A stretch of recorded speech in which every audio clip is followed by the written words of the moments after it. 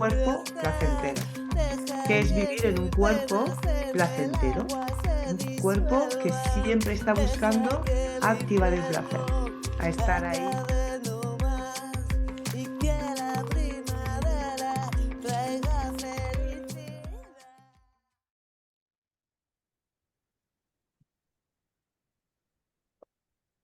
Bueno, aquí estamos, Menopausia Rebelde, con una invitada de súper lujo. Vamos, yo estoy que ni me lo creo cuando fue además tan fácil, ¿no? Como aceptaste así, como, venga, va, vamos a hacerlo, ¿no? Va, es que es Yayo, una propuesta muy chula. sí, Sí. Yayo Herrero, muchas gracias por estar aquí y compartir con nosotras un ratito. Yo creo que dentro del programa, digamos, aparte de hablar de menopausia y hablar un poco, bueno, de lo que es el proceso, una de las cosas que a mí me apetecía mucho era como honrar a las mujeres más de 50, ¿no? Las viejas agitadoras, que Ujú. los llamo, ¿no? Sí. ¿Ya? Porque honrar desde lo que aprendí hace poquito de una mujer mexicana que decía que honrar es tener en cuenta y es Ujú. valorar y es escuchar y es, Ujú. pues eso, ¿no? Creo que las voces de las mujeres activistas, bueno, aunque estamos en otra época, sí es cierto, pero creo que muchas de las que tenemos 50, y no hablamos de las de 60 o 70, que dejaron muchísimo legado, ¿no? Pero siguen un poquito en esa invisibilidad y desde Menopausia Rebelde, pues queremos traer estas voces y ser un altavoz, ¿no? Así Ujú. para hablar. Ya yo te presento, pues porque, bueno, porque siempre hay que como hacer esto, ¿no? Pero creo que todo el mundo sabe más o menos que eres un gran referente para el ecofeminismo, yo diría no solo del Estado español, sino Europa y hasta seguramente internacional. Eres escritora, eres antropóloga, eres ingeniera técnica agrícola. Eres profe, eres trabajadora social, eres incansable. Vamos, ¿hay una pasión ahí por el estudio o Sí, no? sí, sí, siempre me ha gustado muchísimo estudiar y me encanta la lectura y disfruto un montón, ¿no? O sea que sí que es verdad, no es que los títulos te vayan a dar más muestra de que has estudiado más o menos, porque hay veces que pasa si obtienes los títulos sin que muchas de esas cosas te hayan transformado por dentro, pero sí que tanto a partir de la educación más formal como a partir de las lecturas, de las conversaciones con otras personas y tal, bueno, pues hay un afán por saber más y por conectar ese saber con la práctica que siempre me ha hecho muy feliz y me gusta, ¿no? Ujú. ¿Y por dónde empezaste? ¿Antropología? No, empecé por la ingeniería. O sea, yo Empezaste por la cuando, ingeniería. sí, sí, Wow. yo cuando terminé el BUP y el COU, que me encantaba me gustaba muchísimo la literatura, pero estaba convencida de que leer seguiría leyendo. Y también me encantaban las matemáticas y la física y pensaba que si no estudiaba algo más relacionado con lo científico, no me sería tan fácil seguir aprendiendo matemáticas, física y demás, ¿no? Y entonces, bueno, pues quería algo que fuera más aplicado y escogí una ingeniería agronómica porque eran cuestiones que me interesaban. En aquel momento yo pensaba que quizás pasaría algún tiempo en algún país africano con algún tema de cooperación o algo por el estilo. Y bueno, pues escogí esto porque me llamó la atención. En mi familia cayó un poco como si fuera una especie de cosa de decir que le ha dado a esta, porque vengo de una familia súper urbanita, es decir, soy madrileña, mi familia era súper urbana, no habíamos tenido un huerto en la vida y no entendían muy bien de dónde venía esta cosa, ¿no? Pero fue por donde empecé. Qué bueno. ¿Y desde ahí sale el activismo hacia todo el tema medio ambiente? ¿O ya venía? No, ¿O mira, antes antes el feminismo? sí, no, primero fíjate, yo el primer momento en el que me activé y empecé a participar en algo que fue muy prontito, tenía 14 años, fue Wow. a partir de la visita que hizo un activista sudafricano que estaba en plena pelea contra el apartheid en sus últimos años al colegio en el que yo estudiaba, ¿no? Y a mí aquello me pareció tan tremendo o sea, que la cosa era, bueno, ¿cómo me puedo organizar yo? ¿Qué puedo hacer para que esto deje de suceder, ¿no? Y empecé por ahí. Y con esto me enganché inicialmente con todo el movimiento antirracista, Ujú. que fue el principio y en general todas las cuestiones que tenían que ver con la crítica al modelo colonial, que fue un poco como lo primero en lo que yo empecé. Y lo que sucedió fue que cuando escogí claro, esto motivó que de alguna manera estudiara la ingeniería porque tenía en la cabeza en aquel momento que quizás fuera una temporada a trabajar a África o a Ah, intentar conocerlo un ujú. poco mejor, sobre todo África, ¿no? Y pensaba que la agronomía podía ser un buen lugar desde el que trabajar.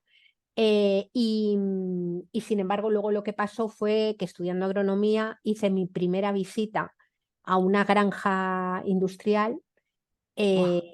estudiando en una granja que fue una granja de gallinas o sea, y me quedé de verdad noqueada. O sea, la pregunta fue, ¿cómo es posible que haya que hacer esto para comer, ¿no?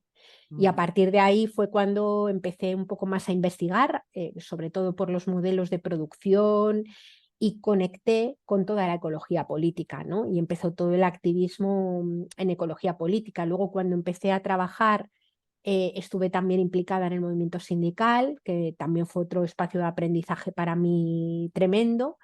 Y después de ahí, o sea, yo tenía la cosa esta de que era feminista, pero era feminista casi sin haber pensado mucho en ello, porque me parecía que era como intuitivo, ¿no? Pero Como nos luego, pasa mucho así. claro, pero luego, a partir de alguna lectura de Ana Bosch, que es una de las primeras mujeres ecofeministas que yo leí, una mujer catalana tremenda, que ya murió, yo no llegué a conocerla, pero para mí es como que me hubiera marcado muchas cosas en la vida, fue cuando descubrí el vínculo que había entre el ecologismo y el feminismo, ¿no? Y a partir de ahí, pues fue todo el recorrido y todo el aprendizaje más ecofeminista que para mí, por lo menos hoy, desde ese enfoque es de donde veo que conectan casi todos los movimientos emancipadores para los seres humanos, pero también de reconexión con la naturaleza y con el resto del mundo vivo, ¿no? Ujú. Aunque yo creo que, bueno, quizá todo el mundo sepa un poquito, ¿no? Que va a escuchar esto, pero podríamos definir o intentar definir ecofeminismo. Bueno, Por qué Ujú, esa relación, ¿no? ujú. Entre el planeta, la mujer. Bueno, la relación viene básicamente del hecho de preguntarse cómo se sostiene la vida, ¿no?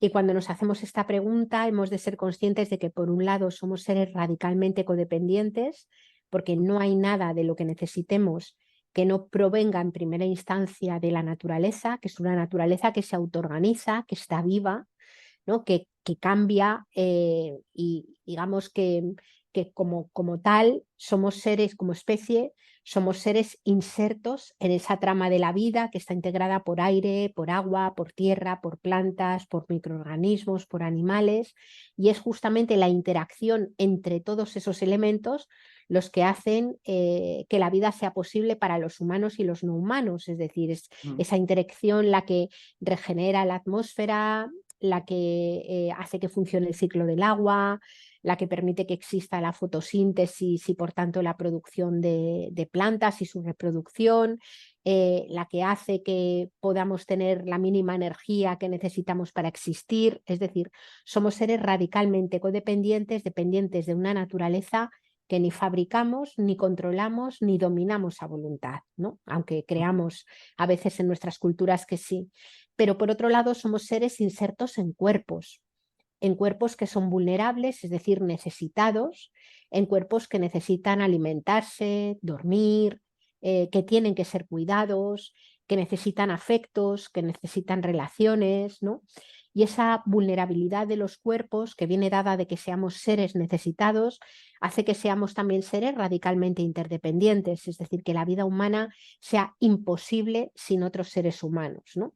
ujú. Quienes mayoritariamente se han ocupado del sostenimiento de la vida, de su reproducción cotidiana y generacional, han sido mujeres, no desde mi punto de vista porque estemos mejor dotadas genéticamente para ocuparnos del resto de las personas, sino porque vivimos en sociedades que lo imponen, es decir, que asignan de forma no libre solamente a las mujeres esas tareas, ¿no?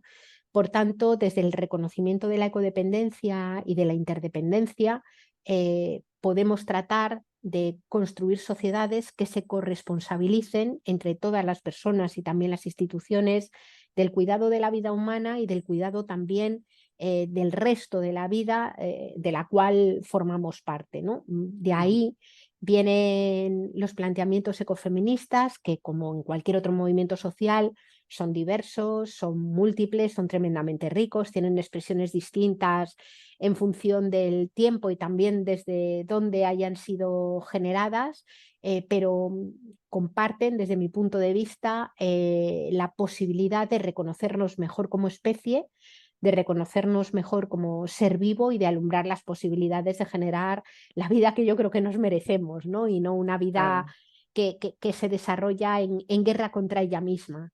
exacto, sí.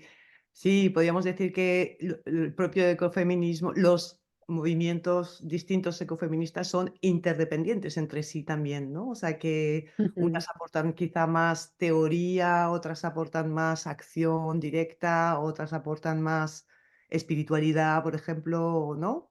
Incluso cuando te aproximas a los movimientos o a sus diferencias desde el plano teórico, puedes encontrar diferencias que a priori parecen insalvables, pero cuando te aproximas desde el punto de vista práctico, es decir, Ujú, desde el cómo se sostiene y se defiende la vida en los territorios, te das cuenta que incluso teniendo acercamientos teóricos diferentes, en realidad luego lo que se hace es bastante parecido, ¿no? Y ujú. por tanto, efectivamente son movimientos complementarios que hasta cuando tienen, ya te digo, planteamientos teóricos o epistémicos diferentes, sin embargo, son, como tú muy bien decías, complementarios y a mí al menos todos ellos me generan mucho respeto, ¿no? Aportan, ¿no? Sí. Ujú.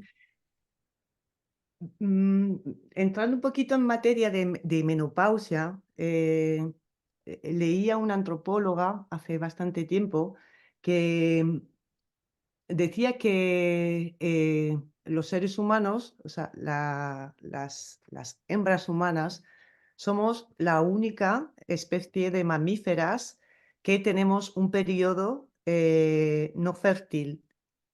O sea, está, por supuesto, la infancia, ¿no? Pero antes de la muerte, digamos, ¿no?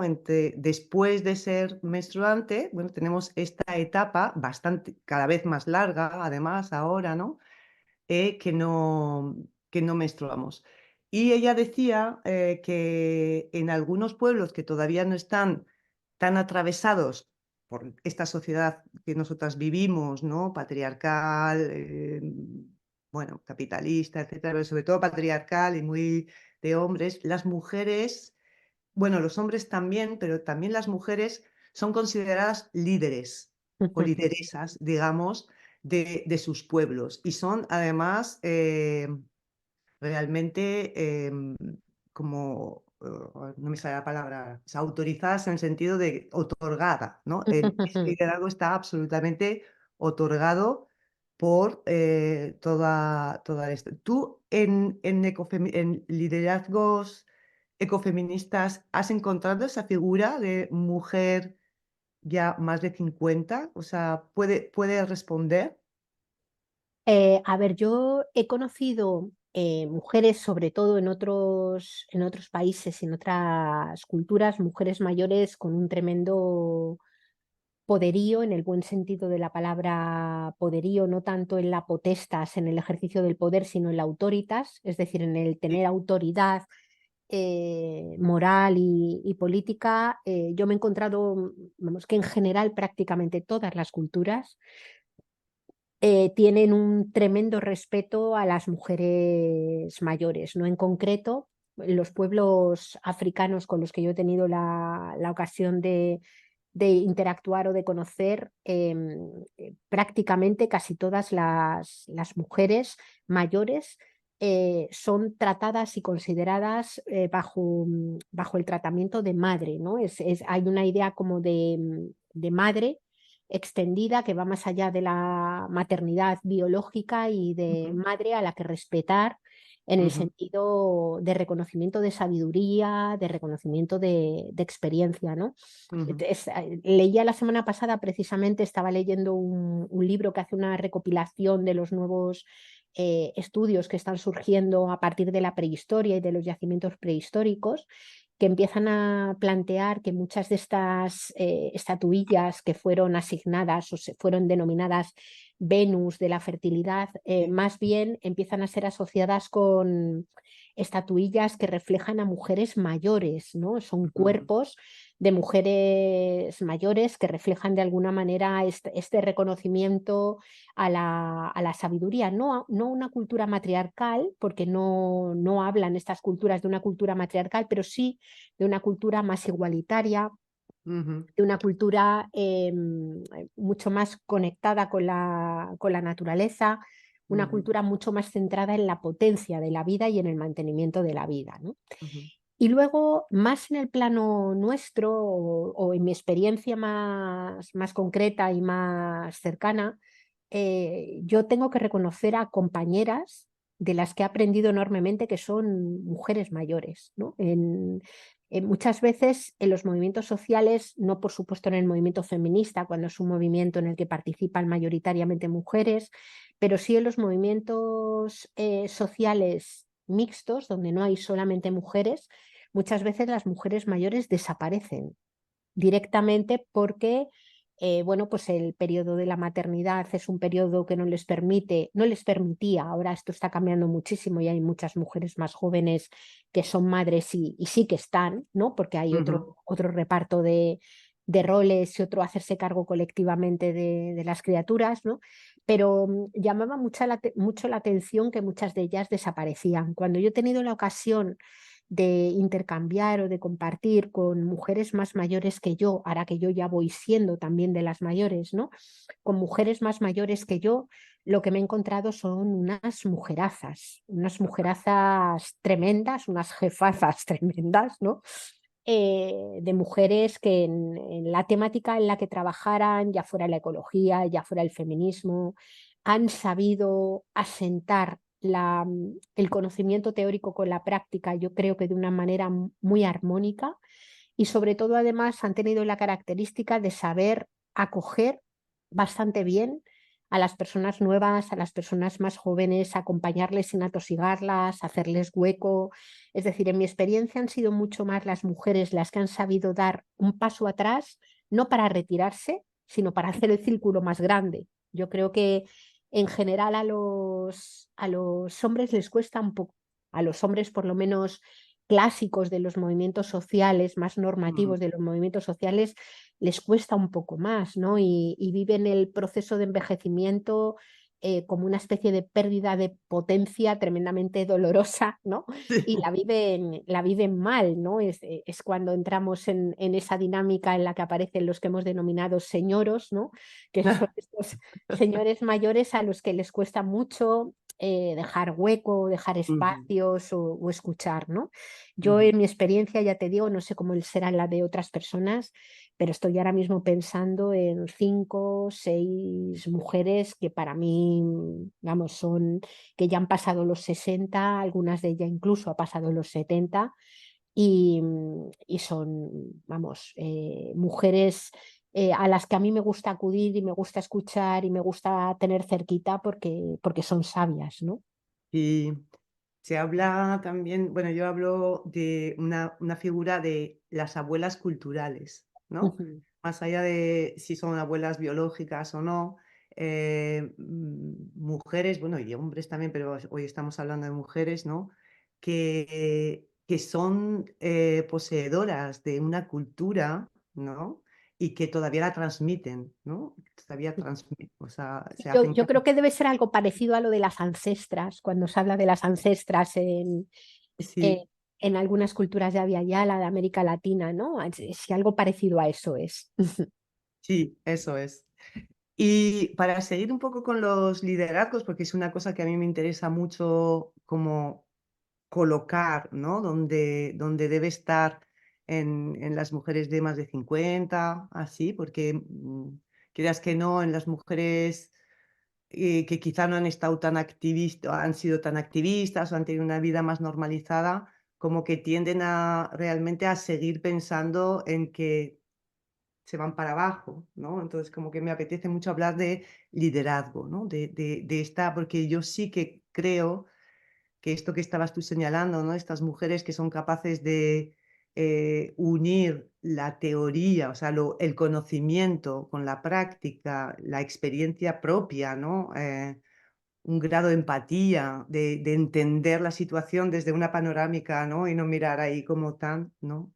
Pues a mí me interesa mucho, ¿no? Y me gustaría como hablar un poquito yo, uno de mis libros así que me hizo así como descubrir un poquito toda la mirada de liderazgo fue un libro de Marcela Lagarde, no sé si conoce, Ujú. sí, a nuestras socias, a No. mis socias de la vida se llama. Ujú. Es un compendio de 3 talleres suyos, uno es de amor romántico, otro es de autonomía y otro es de liderazgos. Y ella habla de los liderazgos entrañables, ¿no? Los Ujú. liderazgos femeninos.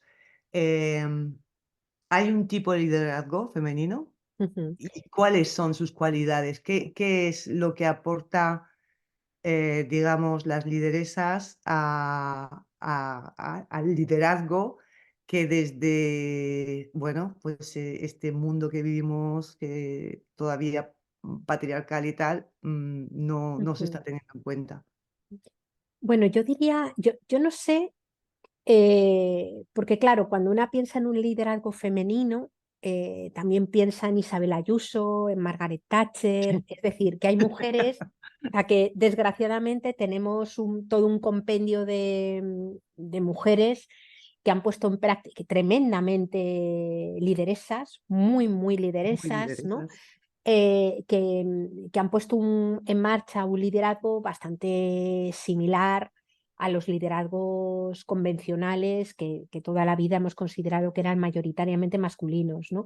Entonces yo me pregunto si hay un liderazgo, un tipo de liderazgo que, que es el liderazgo de aquellas mujeres activistas que de alguna manera se constituyen alrededor de un feminismo que pone en el centro la vida, ¿no? Quiero decir, Mm, yo es donde veo un poco la diferencia, ¿no? Hay miradas feministas que incluso pueden ser también, eh, yo conozco alguna mujer del movimiento feminista que cuando discute, debate o lo que fuera, ejerce también una brutal violencia, ¿no? Y sin embargo creo que hay liderazgos dentro de los feminismos que son liderazgos que colocan o hacen de lo colectivo y de las otras un valor esencial, ¿no? Yo, los liderazgos que más me interesan y que más se corresponden, y creo que por ahí vas más tú, ese liderazgo que pudiéramos llamar entrañable o un liderazgo alternativo, son liderazgos que son muy colectivos muchas veces son liderazgos en donde la gente es capaz de retirar su propio nombre para poner el nombre del grupo, o sea, como que hay un interés no tanto en la proyección propia, sino en el crecimiento, digamos, de aquello que se persigue o de aquello que se busca. Del colectivo, de la comunidad. Yo creo que esto lo vemos muchísimo, por ejemplo, en los feminismos populares y en los ujú, feminismos digamos, territoriales de otras cosmovisiones. Por ejemplo, también los liderazgos dentro del pueblo gitano, de las feministas del pueblo gitano, que son liderazgos tremendamente potentes y muy colectivos también, y dentro de nuestros propios movimientos, dentro del movimiento ecologista, del movimiento feminista, también te encuentras esos liderazgos que vienen sobre todo de un reconocimiento que el resto de las personas hacen de alguien, ¿no? Entre otras cosas porque ese alguien, esa persona, acompaña, se deja interpelar y es muy consciente de que lo que sale de un grupo siempre va a ser mucho más de lo que sale de una sola, ¿no? una sola. Entonces, esos son los liderazgos que a mí personalmente me interesan más y creo que son liderazgos que con mayor frecuencia están encarnados en cuerpos de mujeres Ujú, que en cuerpos de hombres, ¿no? ujú, ujú. Sí, sí, es verdad. Esto viene a corregirme entre liderazgo femeninos y feministas o Ujú, entrañables, ¿no? Que es ujú, muy, muy diferente. Em, Mi cuerpo es un campo de batalla. Te mandé ujú, ayer una ilustración de Bárbara Kruger porque tanto como experiencia personal como a mujeres que voy acompañando, ¿no? En estos procesos de, sobre todo de preclimaterio.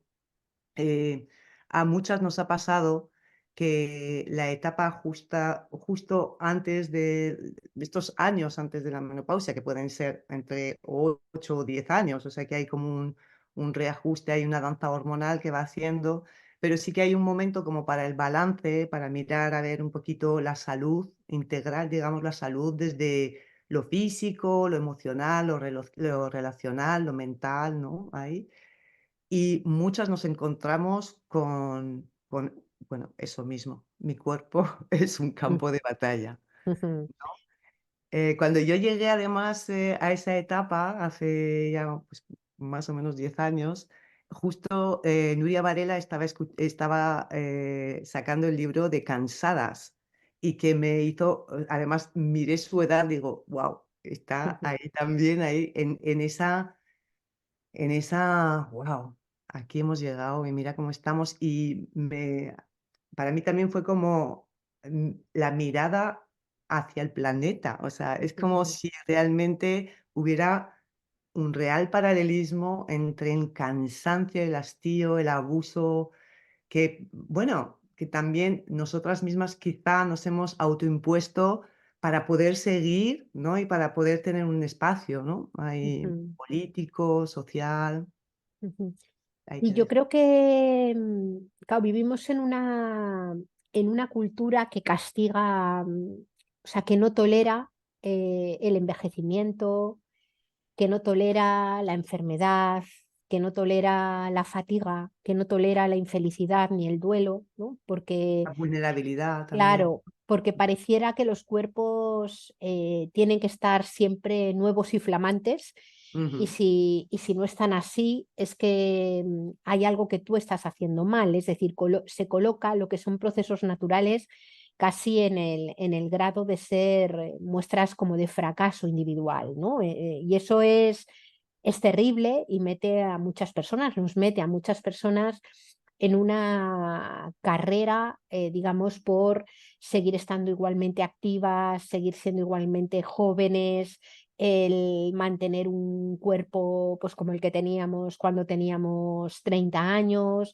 Es ujú, decir, y yo creo que es muy difícil sustraerse de ello y sí que hay que hacer, ahí sí que hay que hacer, tú lo comentábamos antes, ¿no? Como un cierto ejercicio de introspección y de parada en un momento determinado y decir, bueno, ¿qué soy yo en este momento? ujú, ¿Qué quiero ser? Por qué estoy cansada? ¿Por qué corro tanto? ¿No? Y efectivamente tiene algo que ver también con nuestra propia relación con la naturaleza, ¿no? Yo diría que el patriarcado para mí es una forma de organización social que se ha construido sobre el poder o la centralidad de un individuo que en realidad no existe. Es un individuo, un sujeto que se considera a sí mismo emancipado de la tierra y de sus límites, emancipado de su propio cuerpo y sus necesidades, y también desconectado del resto de las personas y desresponsabilizado de ellas, ¿no? Para poder vivir bajo esa ficción, tiene que haber muchos otros seres humanos, también territorios, animales y plantas, que viven en el estado de pura invisibilidad y en el estado de permanente dominio y explotación, ¿no? ujú, Entonces, en una sociedad patriarcal, las mujeres, los sujetos colonizados, los territorios, las plantas, los animales, son sometidos a una explotación permanente hasta el punto de dejarlos completamente extenuados, ¿no? En buena medida, lo que hoy llamamos crisis ecológica no es más que el momento en el que se ha producido un choque entre esa carrera permanente por el crecimiento y ese planeta que sin embargo es físicamente limitado, ¿no? Yo, vamos, justamente este año ha sido, sí, este año pasado, bueno, 2023, un día que había un montón de incendios por la zona donde yo vivo y los incendios siempre son terribles porque dan una luz como extraña, Uy, sí, huele a ceniza, o sea, es como sí. es una sensación tremenda, ¿no? Pues ese día que había incendio estábamos además en una etapa en la que había poquísima agua. Yo vivo en Cantabria y esto era una cosa bastante extraña, ¿no? Y ese día, fíjate, tenía además un dolor de ovarios como cuando te va a venir la regla, pero yo Ujú, sabía que era muy fácil que no me fuera a venir, porque yo ya estaba en ese proceso en el que ya llevaba unos meses sin que me viniera la regla, ¿no? Y tenía una tristeza grande porque tenía la sensación de estar habitando un territorio extraño, tanto fuera como dentro, ¿no? Es decir, pero a la vez, mientras tenía esa sensación como una especie de bajoncillo así que tenía y demás, de repente me di cuenta de que yo ya había aprendido a vivir mi cuerpo como un territorio extraño otras veces, ¿no?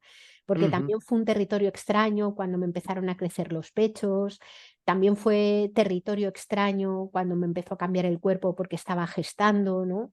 También ujú. fue territorio extraño cuando tenía una criatura fuera de mi cuerpo ya y lloraba y me salía la leche casi sin poderla controlar, a pesar de todos mis títulos y todos mis estudios, ¿no? Es decir, Ujú. era como que un sonido de un llanto desencadenaba yo qué sé qué cosa dentro de mí, ¿no?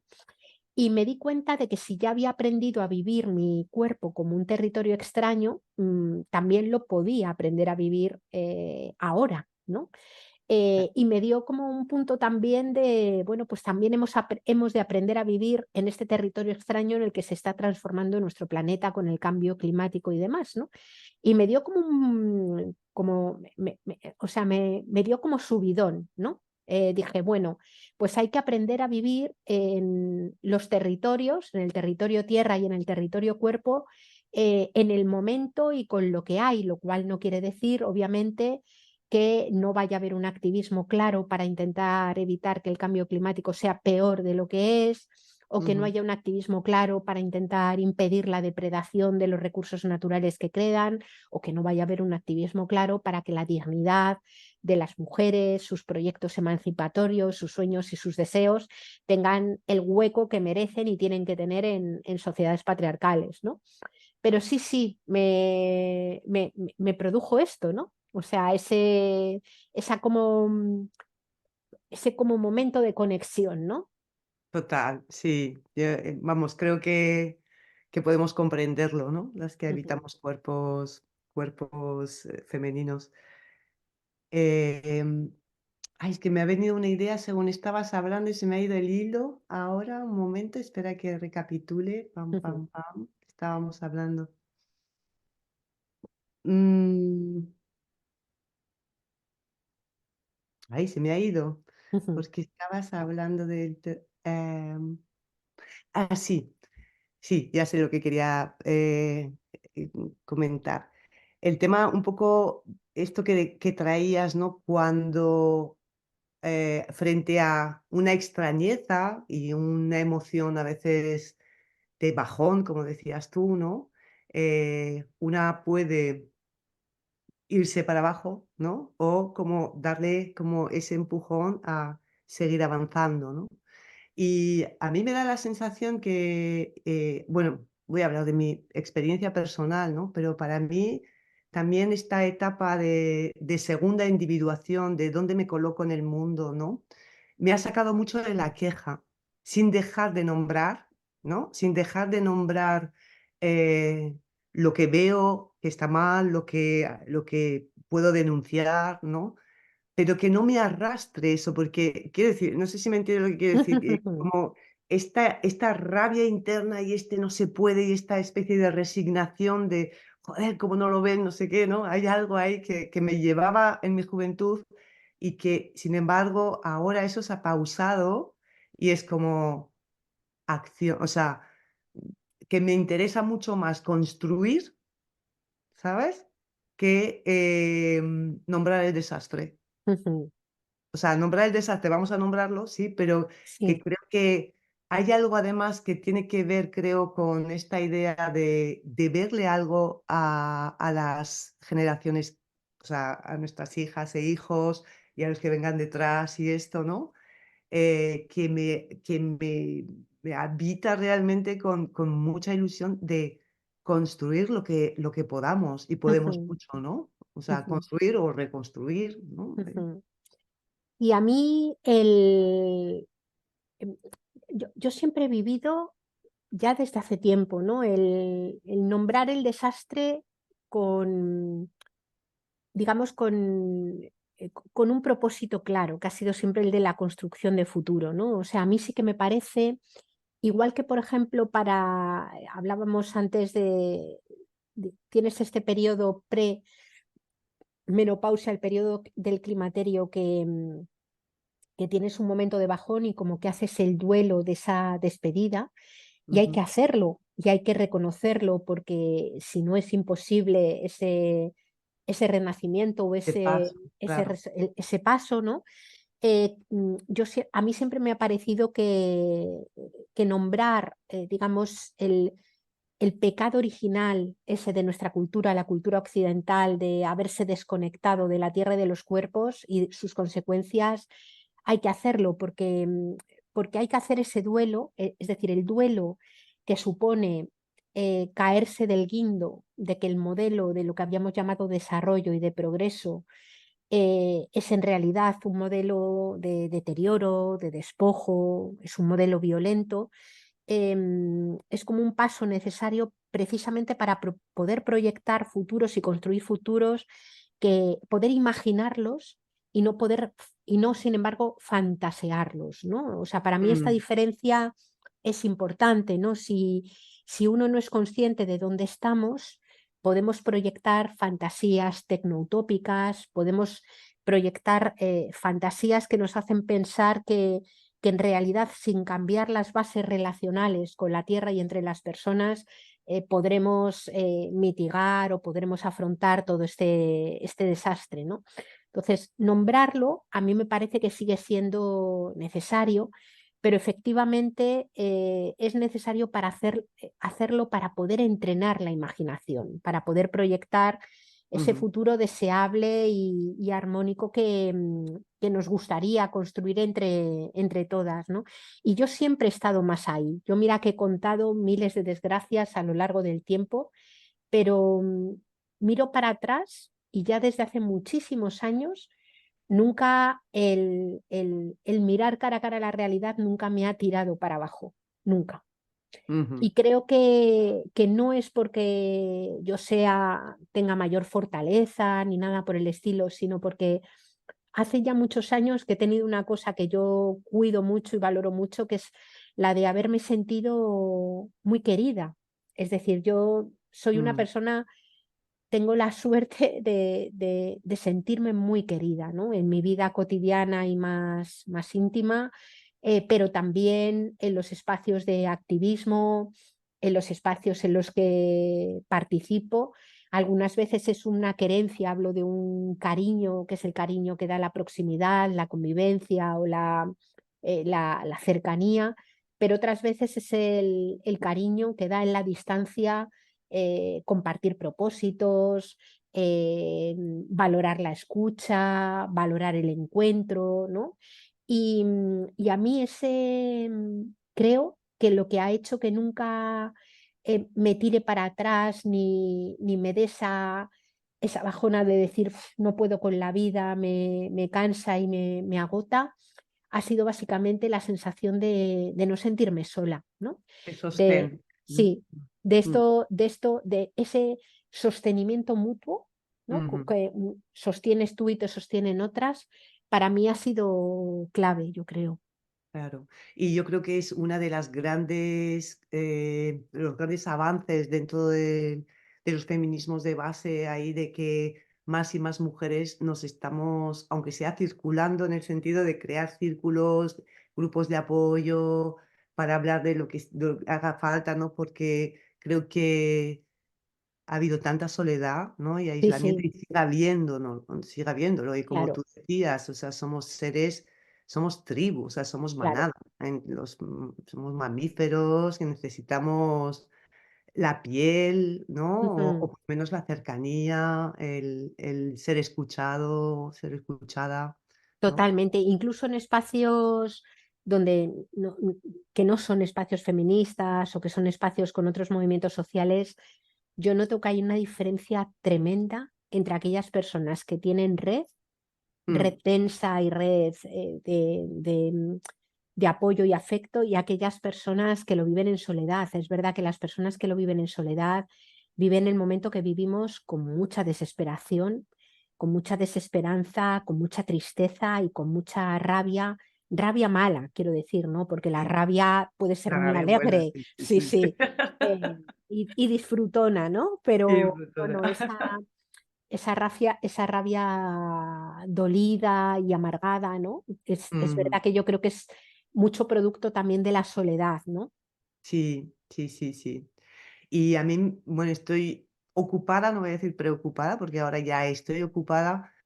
Acompaño a mujeres jóvenes, así de veintitantos, entre 20 y 30, ¿no? Y, ostras, arrastran mucha soledad, o sea, mucha soledad en infancia, ¿sabes? Como, claro, son las niñas de familias que entraron en esta etapa del progreso de los 80 a los 90, ¿no? Que todas estamos fuera, todos están fuera. Entonces, que yo no estoy diciendo que no tengamos que volver a Sí, casa, sí, sí. tú me entiendes lo que quiero decir, pero sí que el patrón que abrazamos, ¿no? Ahí, ha creado una generación que, por un lado, eso, se siente como muy como una soledad muy muy muy profunda, además, ¿no? Y luego, bueno, toda esta crisis que tiene, o sea, toda esta este trabajo que hay que hacer también con la ecoansiedad, con la futurofobia, o sea, todo Ujú. esto que están ahí. Mm, Claro, o sea, yo creo que yo creo que el cambio que se ha producido en las sociedades lo que ha provocado sobre todo es un proceso de individualización en la crianza muy, muy, muy mm, grande, ¿no? Yo pienso ahora a mí, por ejemplo, yo tengo una hija que tiene 30 años, ¿no? Y pienso, yo tengo 58. Y pienso en mí, por ejemplo, cómo fue mi modelo de crianza. Yo me separé de su padre cuando la niña era pequeñita, aunque siempre he tenido y tengo una muy buena relación con su padre, es decir, que fue un padre muy presente, ¿no? Pero, por ejemplo, en nuestro caso, tanto de su padre como en el mío, la niña iba al cole público del barrio y la puerta del cole era un hervidero de relaciones de apoyo mutuo. Es decir, los mm, días estos que no llegó a recogerla, te la recogía otra mamá, cuando llegabas a buscarla a casa de la otra mamá que no tenía empleo y trabajaba en casa, resulta que ya había merendado, estaba con un amigo, tú charlabas un rato con la mamá y con los niños. O sea, el cole para mí fue desde luego un espacio de apoyo mutuo en la crianza tremendo, ¿no? Y luego, por ejemplo, el estar activa en movimientos sociales también. A mi hija le salieron los dientes yendo a reuniones de ecologistas en acción. eh, se, claro, Le encantaba poner sellos en la revista cuando ensobrábamos, y ha sido un poco como su casa, y ella que era en aquel momento la única niña que había. Luego los compañeros empezaron a tener más criaturas, ¿no? Pero era la única niña que había, era un poco como niña de todos, ¿no? A mí me daba mucha seguridad y mucha tranquilidad saber que había tanta gente que se ocupaba de ella y que le importaba lo que le pasara a ella.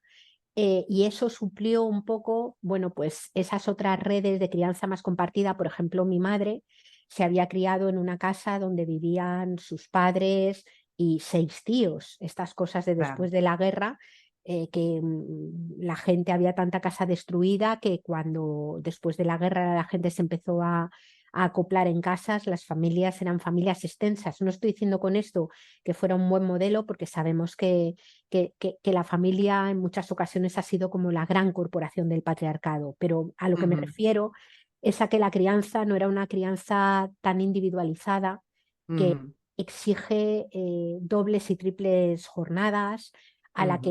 a la que no se llega, y además una crianza con un nivel de exigencia tan grande, porque es que en este momento muchas chicas jóvenes tienen que ser las mejores trabajadoras, empleadas, me refiero, unas madres excelentes que están a todo lo que haga falta para las exigencias de la crianza actual, tienen que ser excelentes compañeras, tienen que Ujú. tener un cuerpo estupendo y seguir siendo mujeres deseables, ¿no? Es decir, es como una exigencia en tantos frentes que es verdaderamente agotador, ¿no? Entonces a mí no me sorprende ese, por otro lado, también la propia idea de cómo se construyen las relaciones de amor, ¿no? Muchas veces un amor que sigue estando tan ligado a la renuncia, en lugar de estar ligado al crecimiento mutuo, al apoyo, al disfrute, al placer, ¿no? Es decir, es Claro. como es una cosa tremenda, ¿no? Y por otro lado, pues mencionabas la cuestión de la futurofobia y de la ecoansiedad. El año pasado, el anterior, ya no me acuerdo, una mujer, Caroline Hickman, coordinó un estudio tremendo sobre ecoansiedad y futurofobia, en el que entrevistó a montones de personas jóvenes y adolescentes en todos los continentes, ¿no? Y ella sacaba una conclusión que a mí me pareció, yo intuitivamente llegaba un poco a lo mismo, pero me encantó cómo ya lo construía. Decía que a veces se está tratando la futurofobia y la ecoansiedad como si fuera un problema de salud mental, cuando en realidad es una cuestión de lucidez mental. Es decir, Absolutamente. claro, son precisamente las personas que son capaces de darse cuenta de que algo no va bien, las que sufren angustia, y ella lo que decía es que la angustia no viene tanto por un futuro ante el que no puedes hacer nada, o por un cambio climático como si fuera una especie de meteorito, como contaba, en mi opinión, muy desafortunadamente la película de Don't Look Up, ¿no? Ah, Eh, sí. Sino que la ecoansiedad y la futurofobia vienen precisamente por la desesperación que da ver que no se esté haciendo nada ante lo que está pasando. Es decir, es la inacción o la impotencia la que genera ecoansiedad. Y ella lo que decía es que a las personas que sufren ecoansiedad, lo que hay que decirles, lo primero que hay que decirles es: tienes razón en estar preocupado, y la forma de abordar esto es que te juntes con otras personas para empezar desde donde tú estás a hacer algo, lo que puedas, ¿no? Que haga Algo, sentido para ti, claro. claro, algo que te haga sentir que estamos intentando construir un futuro más justo, o un futuro más viable, o un futuro más seguro simplemente, ¿no? Ujú, Y ujú, ahí el camino de cosas para hacer es muy grande, ¿no? ujú, ujú. Y Totalmente. el camino para hacerlo, si lo haces con otros y otras, con los que construyes relaciones sanas, puede ser un camino que te llene de sentido vital, y un camino para disfrutarlo mucho, diría yo, ¿no? Absolutamente. Yo creo que el Ujú. hecho de juntarse, ¿no? O sea, de encontrar algo, o sea, personas con las que poder comunicarte y encontrar un sentido, ¿no? Y ese construir que Es tú decías construir. antes, ¿no? Sí, Que sí, a mí sí, me sí. parece, o sea, que es como que el camino, hay una autora que es Joanna Macy, que tiene un libro maravilloso que se llama Esperanza Activa. Ella viene más bien del mundo de la espiritualidad zen, Ajá. y, y no es tanto mi mundo, pero su reflexión me parece que es, vamos, absolutamente lúcida. Ella dice: para poder desarrollar un sentimiento real de esperanza activa, que no sea una esperanza falaz o banal, que es una mera escapada, hay que saber dónde se está, intentar proyectar cómo te gustaría que fuera tu vida, y Ujú, ponerte ya en marcha hacia aquel sueño, hacia aquel horizonte de deseo, ¿no? Con otros y Ujú, otras, ¿no? Y ujú. ahí pues hay mucho, mucho que hacer, es decir, podemos vivir en territorios donde vemos que el agua va faltando, pero hay mucho que hacer.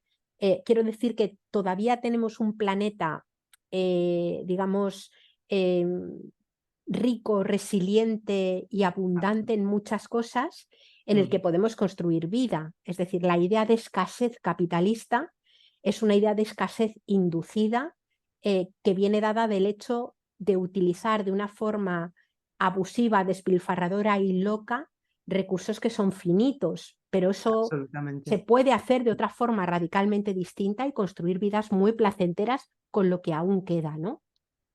Sí, hablaba de esto justo con una persona que está acompañando una lucha que se está dando en Almería, en el desierto de Tabernas, que están queriendo ahí hacer megaproyectos de campos solares alucinantes, ¿no? Con esta idea de, bueno, de este territorio de sacrificio, de esta tierra baldía, total no hay nada, ¿no?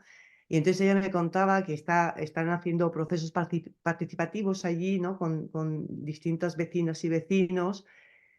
Y me decía, es que estoy flipado de ver cómo la gente es capaz de sacar de lo poca agua que hay, Claro. cómo la emplean, o sea, que realmente hay una cultura, hay una sapienza, hay una sabiduría, ¿no? Hay como una Claro, manera sí, de sí, hacer que puedes con poca claro, agua, ¿no? Eh, claro. O sea, eh, yo creo que habría que hacer una verdadera antropología de salvamento y absolutamente. recuperar mucho de ese conocimiento que ahora mismo está en centros de día, en residencias de mayores.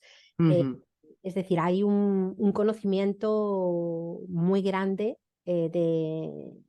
o sea, es que el despropósito en el que vivimos ahora, realmente es un despropósito generado y estimulado en los últimos 60, 70 años, ujú. sobre todo en el campo, dentro del territorio de la península ibérica.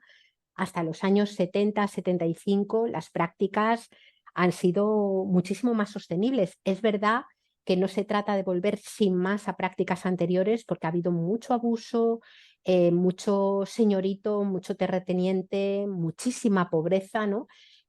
Pero digamos, podemos proyectar un futuro, las soluciones no están en el pasado, pero proyectar un futuro e imaginar un futuro en el que la memoria también juega un papel muy fuerte, es decir, porque no Mm, podemos imaginar sin memoria, ¿no? Entonces, ese elemento a mí me parece que es clave también. sí, totalmente, totalmente. Ahí está esa figura de la abuela y el abuelo, ¿no? Claro, claro, Cultural claro. ahí, ¿no? De como, es que en mis tiempos hacían las Sí, sí, cosas, ¿no? sí, sí. Que a veces yo me empiezo a oír decir esto a mis hijos, y digo: "Bueno, cuando yo tenía 20 años". Sí, sí, sí. En fin. Ya yo, wow, podríamos seguir y seguir y seguir, pero el programa dura 1 hora Sí, sí, sí. y no vamos a poder estar mucho más para que pueda estar completo ahí en la radio. No hemos hablado tanto de menopausia, pero sí, en el fondo Ujú. yo creo Sí, que seguro que sí. hemos Muy bien. atravesado muchísimas De cosas. todas maneras, ahí tenemos el contacto y nos podemos seguir encontrando más adelante. Ay, me encantaría, Sí, claro sí. que sí. Pues nada, un Eh, abrazo muy fuerte. Muchísimas gracias, Yayo. Gracias a Nos ti. vemos. Vale, Chao. hasta luego. Chao, chao. A veces que tú